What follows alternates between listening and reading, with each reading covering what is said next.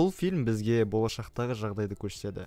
Автомеханик Грей дейтін главный рөлдегі жігіт өзінің әйелі Ашамен бірге кәдімгі таза американский өмір сүріп жүреді. Бұлардың заманында технология дейтін дамыған соншалықты адамдарға чип пен имплант салатын дәрежеге жетіп қойған. Бірақ та Грей автомеханик болса да, ондай жаңа модельдегі машиналарға көп жолай бермейді екен. Өзі қарапайым ескі машиналармен айналысқанды ұнатады.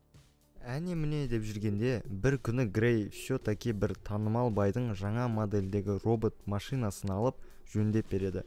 Болған соң өз әйеліне көрсеткісі келіп, кеттік айдап қайтайық деп өзімен ертіп шығады. Жолда жаңағы робот машина сбой беріп, соңында бір жерге барып плотно соғылады.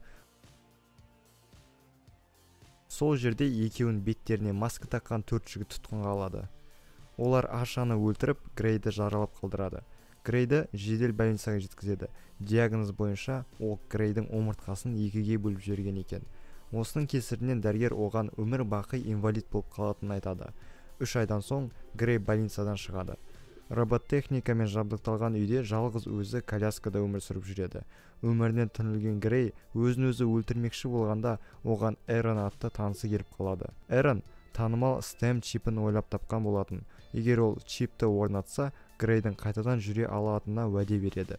Грей басында келіспейді, бірақ Эрон бұның қауіпсіз екендігін әзер түсіндіріп, оны чип орнату операциясына үйтіп-бүйтіп көндіреді. Сөйтіп, арқасына чипті орнатып, бірнеше қағаздарға қол қойып, Грей екі аяғымен үйіне қарай аттанады. Үйіне барса, детектив Кортездан әйелінің өлімі жайлы айғақтар келген екен. Видеоны ашып қарағанда, ол әлгі жігіттердің біреуінің түрін көріп, STEM арқылы оның есімі Серк екенін біліп қояды. Ол уақытты көпке созбай әйелі үшін кек қайтарғысы келіп, соның үйіне барып тінтуді бастайды. Сол кезде күтпеген жерден Серкті үйіне келіп қалады. Екеуі бір-бірімен төбелесіп, басында Грей плотно таяқ жейді. Оған STEM денесін басқаруға рұқсат сұрап, рұқсатын бергеннен кейін Грей әлгі жігітті резко өлтіріп жібереді. Осылай ол өзінде қаншалықты күш бар екендігін түсінеді. Бір күні қалалық моргта детектив медэксперттермен бірге жаңағы Серктің денесін зерттеп жатқанда, оның сол қолына орнатылған қаруды көреді. Медэксперттің айтуы бойынша, Серктің үйінен табылған айғақтар Грейдікі болуы мүмкін деп ескертеді. Осылай детектив Грейден күдіктене бастайды. Эрон Грейге STEM чипін заңға қарсы қолданғаны үшін қатты ренжиді. Айтып тырысады және қол қойылған келісім шарт жайлы ұмытпауын ескертеді. Үйде детектив Кортес Грейге Серктің өлімі жайлы қатысың бар ма деп бірнеше сұрақ қояды. Бірақ STEM-нің арқасында Грей сұрақтардан тез құтылады да кетіп қалады. STEM Грейге Старые Кости атты кафеге баруын ұсынады. Өйткені Серктің достары, яғни Ашаны өлтірген жігіттер, сол жерде жиналса керек. Бірақ STEM Грейге абайлап жүруін сұрайды, өйткені Эрон олардың не бүлдіріп жүргенін біліп қойса, чипті өшіріп тастау мүмкін екен.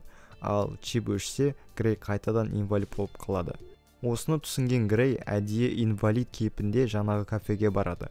Сол жерден ол убийцалардың бірі Толана деген жігітті байқап қояды. Оның артынан еріп бірге туалетке барады да STEM-нің күшімен сол жерде жаңағы жігітті құлатады. Грей Толанадан оның әйелінің өлімін Фиск деген бай заказа екенін біліп қояды.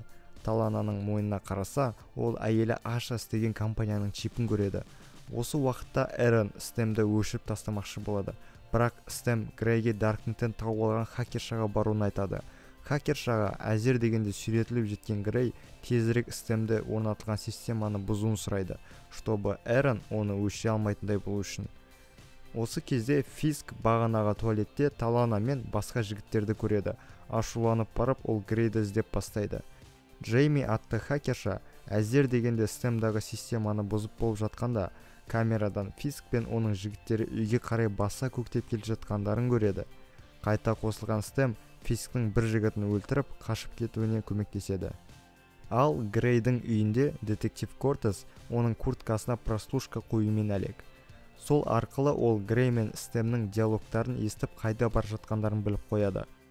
Жолда Грей өзінің курткасынан прослушканы байқап қояды. Ал артынан детектив Кортездің машинамен аңдып келе жатқанын көріп, одан әзер қашып құтылады. Детектив уақытта көпке созбай Грейдің анасына барып бар жағдайды ескертеді де допросқа алып бастайды. Фисктің үйіне келген Грей одан бар шындықты естиді. Бұл заказ арнайы Грейге арналған болып шығады, яғни оның инвалид болуына. Сөйтіп, Грей мен Фиск екеуі біраз төбелесіп, Грей істемен бірге болса да ұтылып жатады. Өйткені Фисктің денесінде оған орнатылған мощный чип бар екен. Стем Грейге оны сөзбен ашуландыруын сұрайды. Осы кезде өзін-өзі ұстай алмай жынданған Фиск оған соққы жіберем деп қателесіп қалады. Бұны пайдаланған Стем оны сразу өлтіреді. Фисктің телефонындағы запистерді тыңдап, Грей бұның бәрін ұйымдастырып отырған, оның жақын деп санап жүрген адамы Эрен болып шығады. Эреннің үйіне келгенде Грейді аңдаған детектив Кортес де сол жерге жетіп келеді. Бірақ Стем оны оңай құлатып, тіпті өлтірмекші болады. Сол кезде Эрен бар шындықты жайып салады. Оның айтуынша Стем ең басында әдейі Грейді таңдаған екен, және де осы болып жатқанның бәрі оның довериясына кіру мақсатында болып шығады.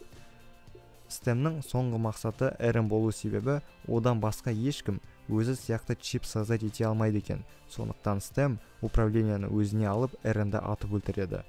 Сосын қаруын детективке бағыттаған кезде Грей кедергі жасағысы келіп, қаруды өзінің басына көздейді. Көзін ашып жұмса, Грей больницада жатыр екен. Не болып кеткенін түсінбей қалады. Қолына қараса, қолы енді еркін қимылдап тұр. Осы кезде оның палатасына әйелі кіріп келеді. Оның айтуынша, авариядан кейін ол бірнеше күн комада жатқан екен. Солай Грей сабырға келіп, бәрі жай ғана түс екен деп біледі. Егер сіздер фильм аяқталды деп ойласаңыздар, сіздер қатты қателесесіздер.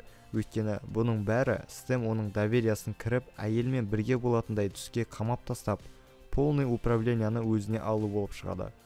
Грей шын өмірде ойлап жатқан түсінде әйелмен сүйісіп жатса, шын өмірде детектив оның тоқтауын өтінеді. Ал Стем болса Грейдің даусымен «Здесь нету больше Грея» деп Кортесті пистолетпен атып тастайды. Осылай адам кейпіндегі робот үйден шығып ары қарай ойына келген істеуге кетеді. Вот осылай енді Апгрейд фильмі толығымен аяқталады. Соңы осылай бітеді деп шыны керек өзім де ойламадым. Фильм жайлы өз ойларыңызды енді комментарийге жаза кетсеңіздер. Әрине подписаться мен лайк кнопкаларын басуды ұмытпаңыздар. Және де колокольчикті де баса кетсеңіздер, өйткені біздің каналда тағы да осындай қызықты видеолар шығып тұратын болады. Ал біз сіздерге келесі жүздескенше сау болыңыздар дейміз.